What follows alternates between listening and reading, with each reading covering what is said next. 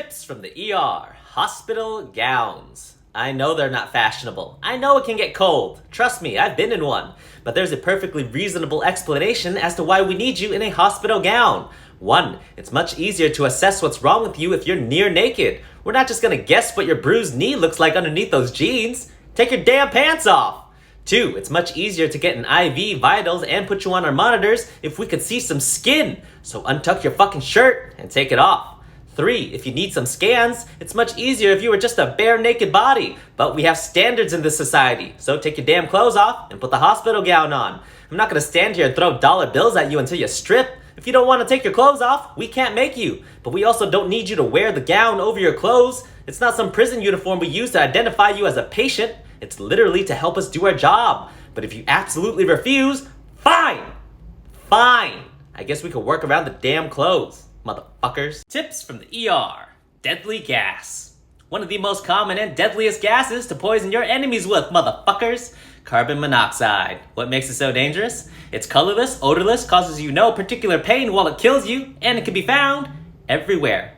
Any appliance or machine in your home that burns fuel can produce carbon monoxide, including your car. If you sit in your garage for too long with your car on without proper ventilation, and you start to feel weak, dizzy, nauseous, a little headache maybe, you're being poisoned.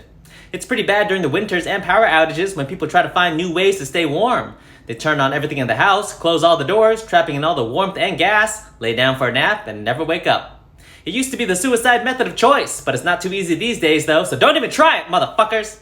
It'd be nice if we all had carbon monoxide detectors around the house, but if you find someone down from what you think is CO poisoning, open all the windows, doors, and drag their ass outside. Get them to the ER so we can pump them full of oxygen until the only gas left in their system is O2 and flatulence. Tips from the ER. Corneal abrasions. If you ever accidentally get something irritating stuck in your eyes, don't you dare rub it! Dirt, dust, sand, plants, makeup, whatever the fuck it is, rubbing your eyeballs is rarely ever a good idea, and it's definitely gonna lead to a corneal abrasion, which is just a fancy way of saying you scratched up your eyeballs and it hurts. Resist the urge to rub, get your ass to a sink and rinse your eyeballs out with water. But if it's too late and you've already fucked up, you can come to the ER. We have a fancy dye called fluorescein we put into your eyes, making them glow up when we shine a black light over it. We can then tell from your glowing eyeballs just how bad your scratch is and whether or not you're going to need antibiotics, surgery, or just a cute little eye patch.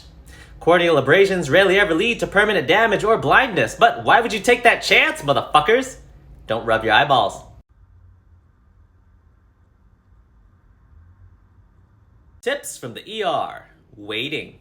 You've been in the waiting room for hours? Oh my goodness, what's the holdup? What's going on back there that we aren't telling you?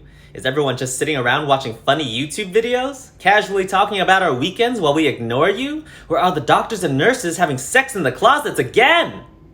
Those all may be true, but that's not the reason you're waiting, motherfuckers. Because try as we might, we can't get these ER patients to fucking leave the ER, and it's not their fault. We are at the mercy of the limited resources of other departments in the hospital and healthcare system. These patients are impatiently waiting, just like you.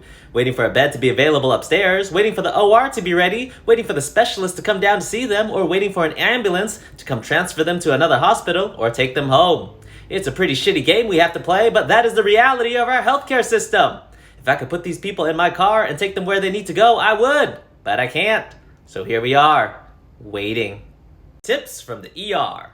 Boxer's fracture.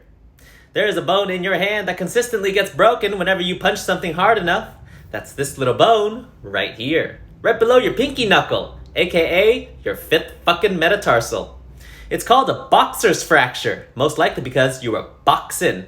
We see this injury all the time, but it's rarely because you were punching another person. You were more likely punching a wall. Something made you so damn angry you decided to use your fist to try to break a wall, but that wall ended up breaking your fist. And now you're here, motherfuckers, in the ER, sitting with regrets, getting an x-ray to see just how bad it is. Luckily for you, we have a very specific splint to heal just this type of injury. It's called an ulnar gutter. We take your 2 fingers, move it down just like that, wrap it around in place so it looks like you're walking around with a cobra for a couple weeks. We then kindly ask you the next time you're having an episode of rage to slowly count to 10. And if you still feel the need to hit that wall, use your other hand. Tips from the ER. Urgent care. You really need to know that these things exist. I know you're injured. I know you feel shitty. But not everything is a life-threatening emergency that requires the ER, motherfuckers. That is why we have urgent care.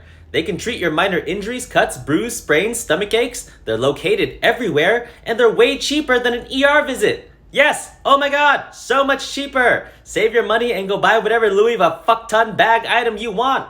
I guarantee you can now afford it because you didn't spend thousands of dollars at the ER. And it gets better. The wait times at urgent cares are significantly less. You could be saving hours. Plus, you won't have to be in the ER watching homeless guy number 2 simultaneously piss and jerk himself. Impressive as that may seem. Urgent cares are a vital part of the healthcare system and help to reduce overcrowding in the ERs so people aren't dying in the waiting rooms. These are ER visits. For everything else, please consider urgent care. Tips from the ER. Crack in the chest. What happens when you get shot, stabbed, or hit so hard in your chest your heart starts to bleed out? Well, we gotta get to it and plug it up, don't we? You won't be able to live too long if your heart's leaking blood where it's not supposed to. Luckily for you motherfuckers, some sick bastard sliced open enough bodies to solve this problem. It's called a thoracotomy, or as we like to refer to it as, crack in the chest. We find a nice soft spot between your ribs, slice open a hole. Left side of your body, of course, that's where your heart lives. We then take a crank, shove it into that hole between your ribs, and crank you open. Move that flopping lung out of the way, locate that hole in your heart that's bleeding out, shove a finger into it to stop the bleeding long enough to get you up to the OR to save your life. Easy. Back in the day, crack in the chest was actually how they administered CPR. They'd find you down, slice you open, and manually pump your heart with their hands until they realized this probably does more harm than good.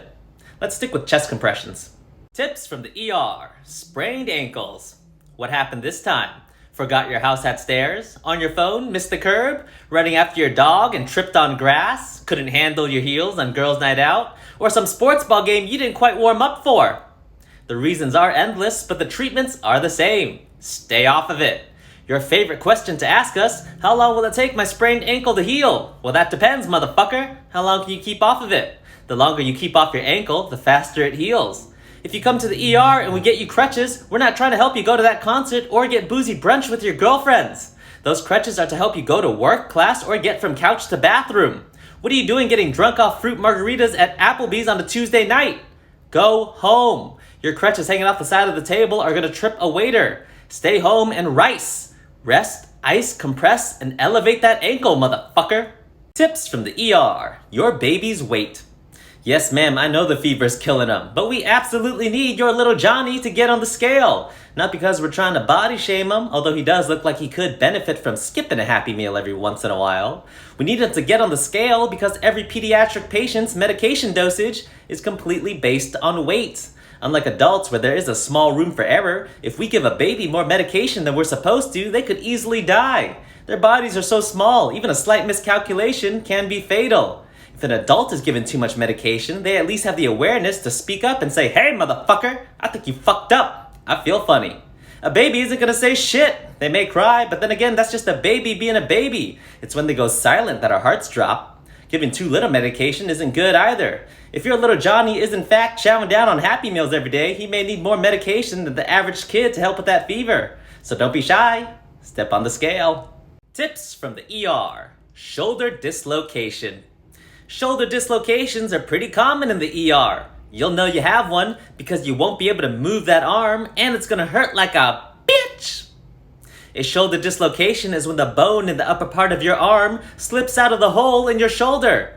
Get it? It's outside of its location. A dislocation. Try to keep it still and get your ass to the ER. We'll get you some pain meds and then we're gonna pull and twist that arm until it pops back into place. You will feel and see a pop. It's pretty wild. There's no fancy machine to help us do this, motherfuckers. It's literally just a bunch of people pulling you in two opposite directions until your shoulder pops back into place. Once in, we're gonna get your shoulder immobilizer and ask you not to move that arm for a while. Once you dislocate your shoulder for the first time, it becomes much easier for you to dislocate it again. You no longer have a virgin shoulder. It's loose, and it's easier to slip out again.